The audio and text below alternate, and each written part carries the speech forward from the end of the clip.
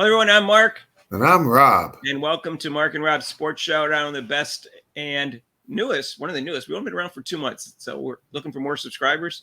Talk show on YouTube for sports. Anyways, hey, guess what? Live show Mondays, Eastern Time, 7 to 8. We're trying to build that up. You can talk to us through making comments, or you can actually call in, which is great, I think. If you like this video, hit the like button and make some intelligent, non-insulting comments. And guess what, Rob? A lot of people think Caitlin Clark made a mistake by going in the WNBA. Really?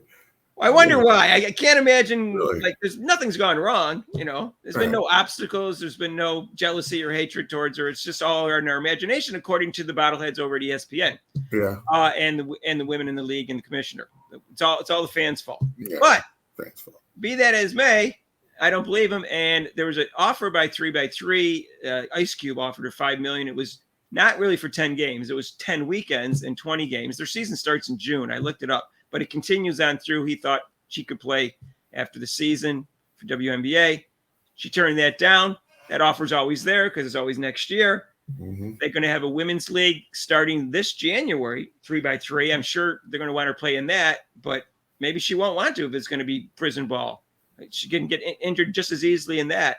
Right. But there's the EuroLeague that she could play in, which is supposed to be the best league in Europe. And that's what people think she should do, is just leave the WNBA, especially if she's going to get injured. Who wants to play and get injured? If everybody's going to hate her, she can't be having fun right now.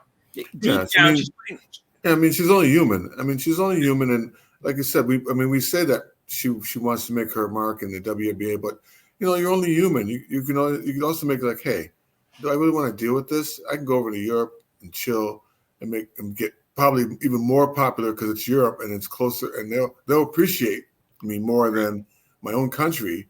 So Why not go over there? I think she's putting on a good face, but I think she's depressed. I think she's tired mentally and physically, and she's depressed. But she's very determined young woman, and I think that helps. And also, there's a dispute about the EuroLeague because the women kept saying, "Oh, she shouldn't be on the Olympic team because it's so physical, international basketball." First of all, in terms of the Olympics, I'm 100% sure that's not true because I've watched every women's Olympic game at least since '84, maybe since whenever they started showing them, because I've been watching every Olympics since 1968. So I know it's not true. I've seen the games. They're not that physical. They're similar to the NBA. They're not as physical as the WNBA. They're lying to us. That's another excuse for not putting Caitlin Clark on the team. Also, I know there's a guy who's a YouTuber, and he's from Ireland or something, and he watches European basketball. He says it's less physical than the WNBA. And I believe him because he has no agenda. So that's bull crap. So she would actually like that league better because she could display her skills, and I think that it would be for her benefit. But I'm not saying. Oh yeah, and they thrive on the 3-pointers. That's why when the European players come over to the NBA, they shoot the threes so much better because that's what they emphasize. Their game is mostly an outside game. Right. So, I'm not saying she wants to do that because I know deep down she wants to be the best woman player of all time. And the only way she can really establish that is to have a 15-year career in the WNBA, maybe a 20-year career like Diana Taurasi. And so, unfortunately, it's not a career if you're injured all the time. Right. So, I don't know what to say. Well, it's not like I said, the injury you talk about is physical. But I think she can handle that, the physical. It's the mental injury to her that can really get you. It's more important than that. Rob, she can handle it to a point, the physical. Yeah. You never know. Injuries are freaky. They can happen very easy. They happen a lot easier when people are being overly physical and giving you cheap shots. Right. So I don't think it's the constant mental grind is probably even giving a toll on her. Right. Think about it from this perspective. She keeps saying, "This is the game I love. This is the game I love. I just want to play the game I love." Well, she's not getting to play the game she loves in a way that she loves the game, if that makes any sense. She's not being allowed to. And so when fans are saying this, it seems ridiculous for her to go play men's 3-on-3 and take that offer. And it seems ridiculous for her to go over to Europe. But, if they got a TV contract that they show in the United States nowadays with streaming and everything, that's pretty feasible to me. So that could easily happen. And she'd have a lot more fun, and it'd be safer for her physically to do that. I want to see if the WNBA, if she did that, I want to see how the WNBA would survive if she did that. Oh, the $240 million contract they're negotiating right now, it would go back down to 60, maybe to 80 million or something like that. Attendance would go back to the way it was, 5,000 a game, 3,000 a game. Yes.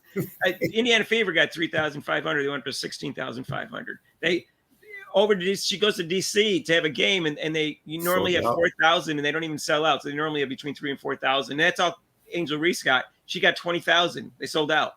They sold out almost every game she's played so far. And gosh, it was this close to being sold out. The one that wasn't sold out, I heard. So, gosh, I can't imagine what the attendance is going to. There's no reason people are attracted to prison ball. And so without Caitlin Clark, in fact, they may lose viewers, like have fewer than before, because people are so turned off, like the fans that were there that kind of like watched and were supporting women. And by the way, the men support more than women, and men like Caitlin Clark more than women. Yep. I saw this in a survey.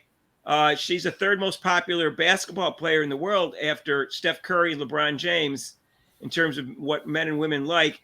And men like her 49%, and women, not that they're catty or petty, they only like her 33%. No, they are catty. No, they are catty and petty. I know, I'm kidding, Rob. 33%. I would understand that if she looked like Kelsey Plum, where the men liked her way more than women, but she doesn't.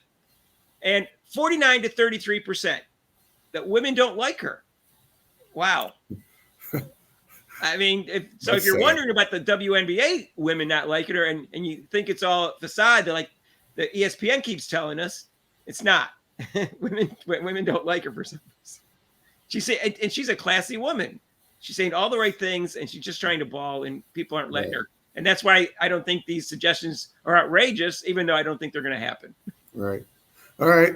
That's what I have to say. Our live show is Monday, Eastern time, 7 to 8. Please join us. You can call in, or you can make comments and suggestions. You got suggestions for videos, let us know. If you haven't subscribed to, we really want subscribers, especially if you're over the age of 45 or you're a woman. We want to increase our demographics for that. So you'd help us out. Hit the video if you like it. And guess what? Continue to make intelligent, non-insulting condiments. And we really appreciate your support. All right. Thanks, everyone. Thank you. Peace out, y'all. Bye.